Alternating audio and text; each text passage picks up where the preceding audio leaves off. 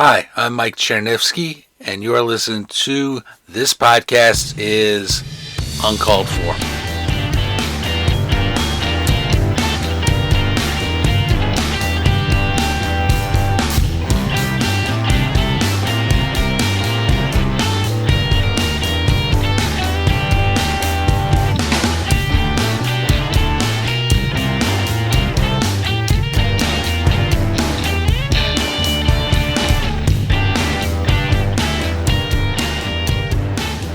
Alright, welcome to the podcast, everybody. Hope you're having a great day. Let's talk festivals, because obviously festivals happen a lot during the summer months. But one festival in particular I want to talk about, and I'm going to lead into a tangent on Slavic culture as well. So there's a small town in the KC area. It's called Sugar Creek.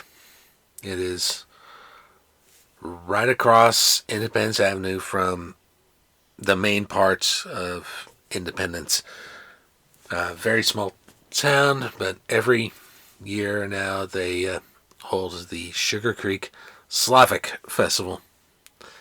And as someone who is himself Slavic, you may have noticed my last name is Cherniffsky. That points to being Polish, and Polish is one of the many Slavic peoples out there. So, talk about the festival itself first. Now, again, to a little bit on Slavic culture.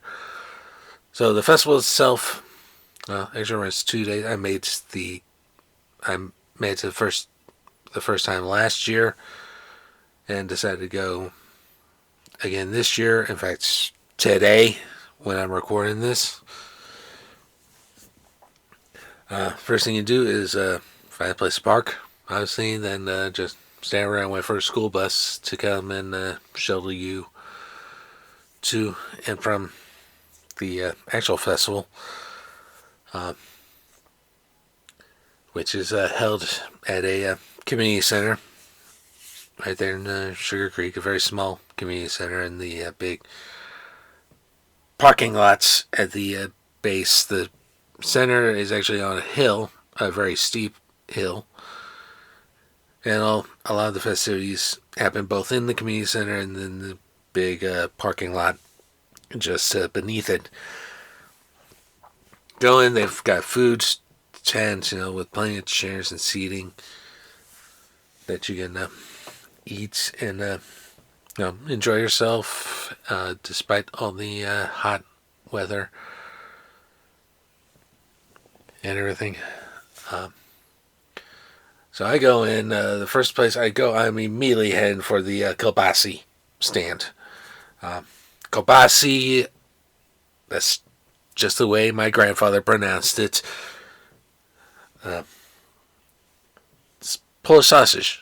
You get a Polish dog at a hot dog stand or a ball game. That's a kielbasi. So that's the first place I went, was to get a kielbasi dog. No sauerkraut. I can't stand this stuff.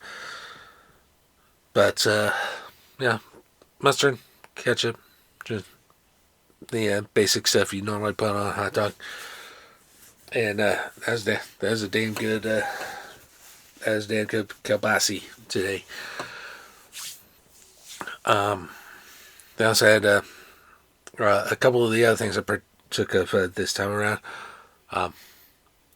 Yes, I am working on a bit of a buzz, because there was a bunch of people selling Bohemian liqueurs. Bohemian, translation, Czech. Alright. So, I just said, just give me a shot of whatever is closest to Scotch whiskey. And, had a shot. Took the shot. Okay. Hung out for about an hour and a half before deciding to go home. Get the alcohol through the system and all that. Which, by the way, word to the wise: don't take a shot in as hot a weather as was there today. But still, the shot was all right. Everything, we had some live entertainments going on as well.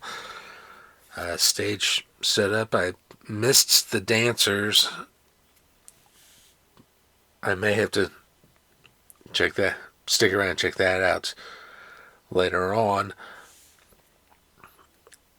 Probably next year's festival, we'll see. But yeah, lots of walking around. One thing I will point out from last year, there was a gentleman, full Polish suit of armor, and that dude was back this year too with the same suit of armor and everything. It was really cool. Really cool. The cool thing about it is part of this armor was two feathered poles that come out from the back and kind of curve over the head. I'd never seen that before last year, and thought that was pretty damn cool, and I'm glad that's part of my heritage, because it is a Polish thing. One thing I did not do last year, but I did do this year, was partake of Powitica, which is kind of a cake like thing. I wouldn't exactly call it a pound cake, because this thing falls apart quite easily. But there's a company locally that makes Powitica,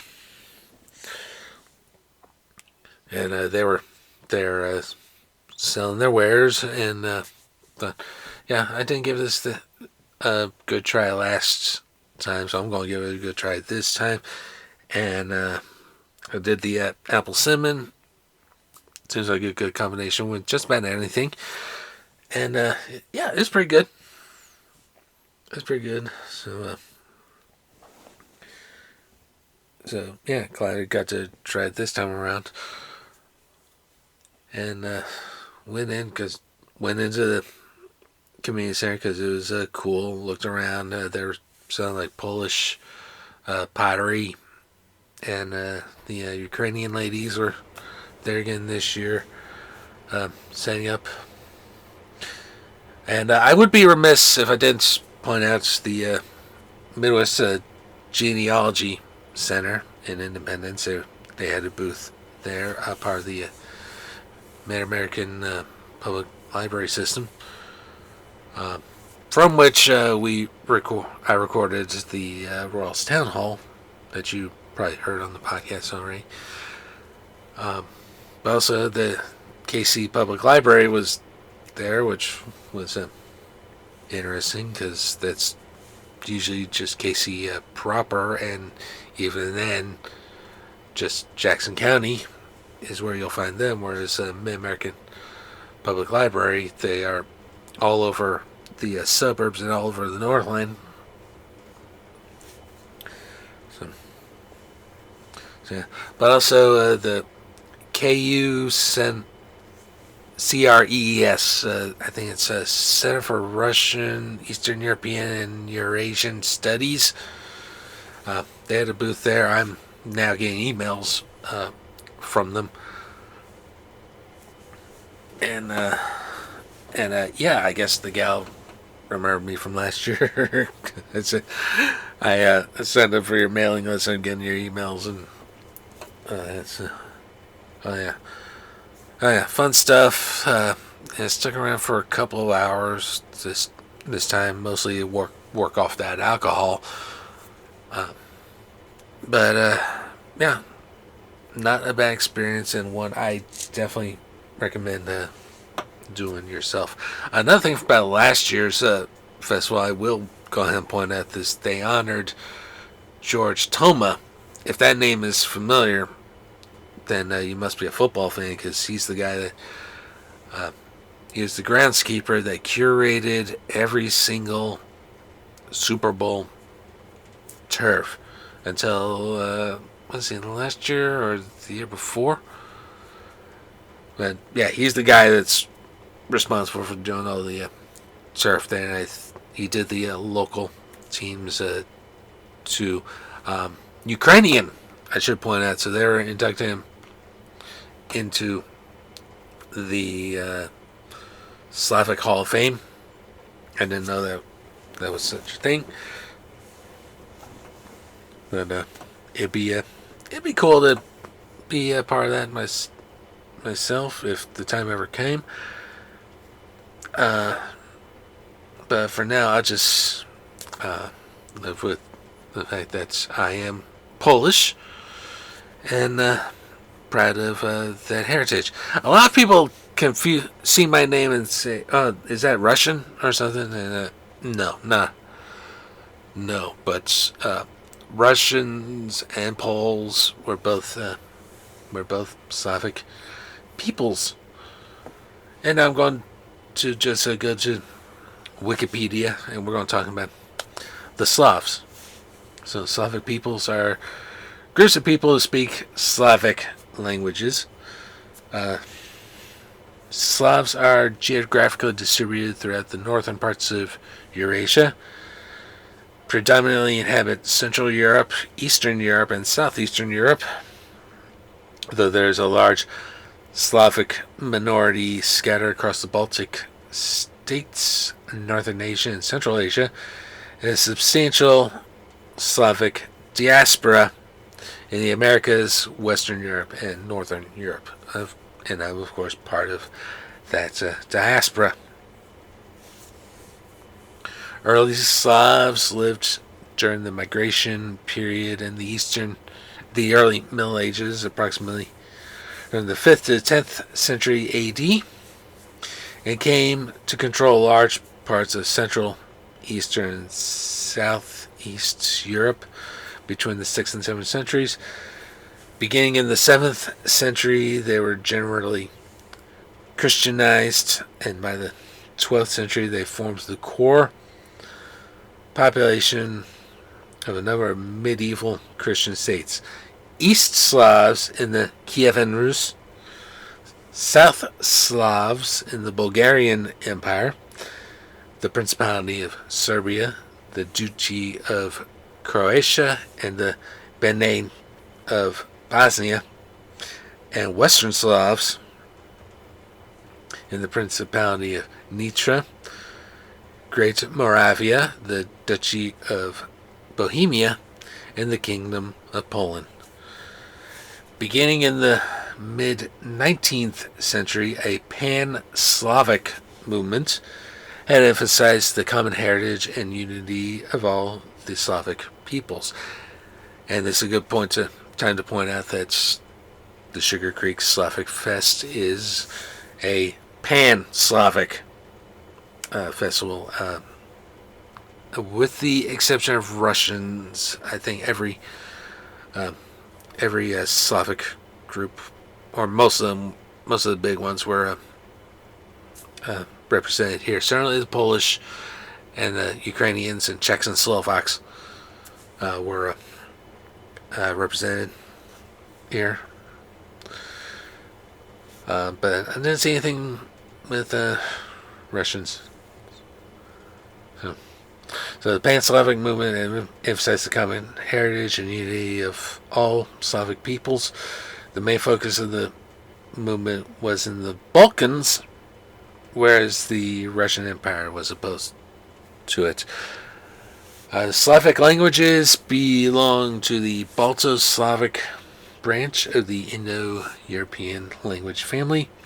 Present-day Slavs are classified in three groups. You have the West Slavs, which are primarily Polish, Czechs, Slovaks, Kashubians, which I know nothing about, Silesians, and Sorbs. Two other groups I don't know all that much about. The East Slavs, that's Russians, Ukrainians, and Belarusians, And then you have the South Slavs. So think primarily the former Yugoslavia. So Bosniaks, Croats, North Macedonians. Make sure we said Slovenes, Serbs, Montenegrins. Also, Bulgarians would be in this group as well. Bulgaria was the one Slavic country that was not part of Yugoslavia in that region. So, though the majority of Slavs are Christians, some groups such as Bosniaks mostly identify as Muslims. Modern Slavic nations and ethnic groups are considerably diverse, both genetically and culturally, and relations between them may range from ethnic solidarity to mutual feelings of hostility, even within the individual groups. Given at this point in history, with Russia still having invaded Ukraine, and a lot of these, Slavic countries are not Eastern Slavic that have joined the European Union and NATO, so, and especially Poland. We don't.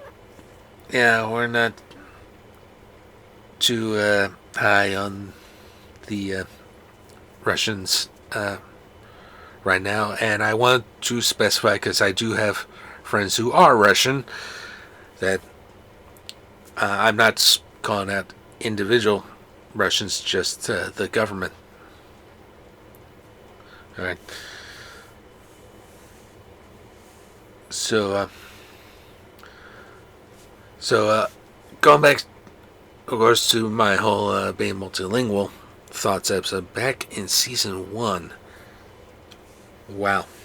Back in season 1, I'm referencing to. I do not speak a Slavic language. I have attempted to learn Russian, which is quite difficult. And no, the Cyrillic alphabet is not what makes Russian difficult. What makes Russian and really all Slavic languages difficult is the fact that the nouns change form. I'm used to seeing the verbs change form, whether it's in English or in Spanish, and most Romance languages, it's the verb that changes form. Hell, even in Japanese, the verb will change form, but never the nouns. In the Slavic languages, the nouns change form, and it is so fucking confusing. And that is what makes learning a Slavic language difficult. Good luck. Those of you who want to learn Polish, good luck with that. Alright. Which does bring up an interesting fact, in that I mentioned the Cyrillic alphabet.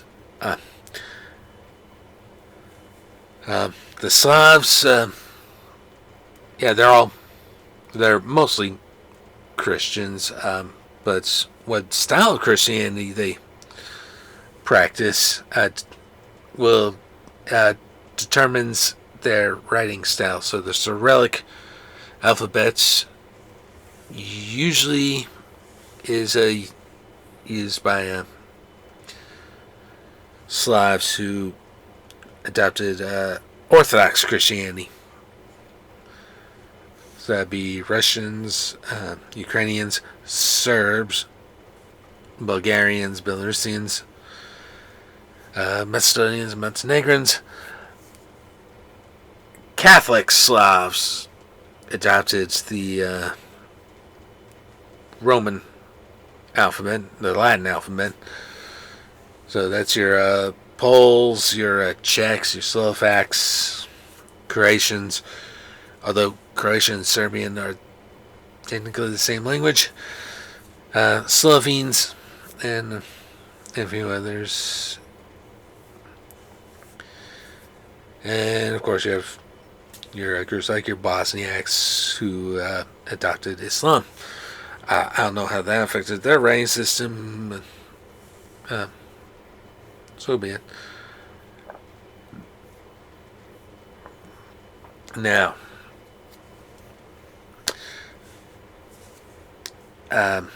each of these groups, of course, has a huge diaspora. You know, in the case of Poles, I'll specifically say Poles because that's my people. There are 37 million living in Poland that have a declared Polish ethnicity. That's of 2011. Over 20 million living in diaspora, and I would be in that group too. And in Canada, about 1.1 million Poles living in Canada, which I think is just interesting that Canada has that specific breakdown.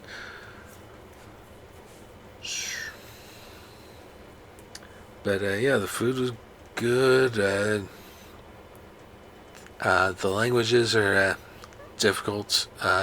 The traditional dress, if you ever see the traditional dress, is pretty cool if you're into that sort of thing. But mostly it's getting in touch with my roots a little bit, and B, just having a good time in early June. And I will keep going to this festival, and who knows, we might set up a booth there. We'll see. But it's definitely going to stay on my to-do list. I should say that. Well, that will about wrap it up for this edition of the podcast. And we will talk again soon. Hopefully a little more not drunk. So, take care.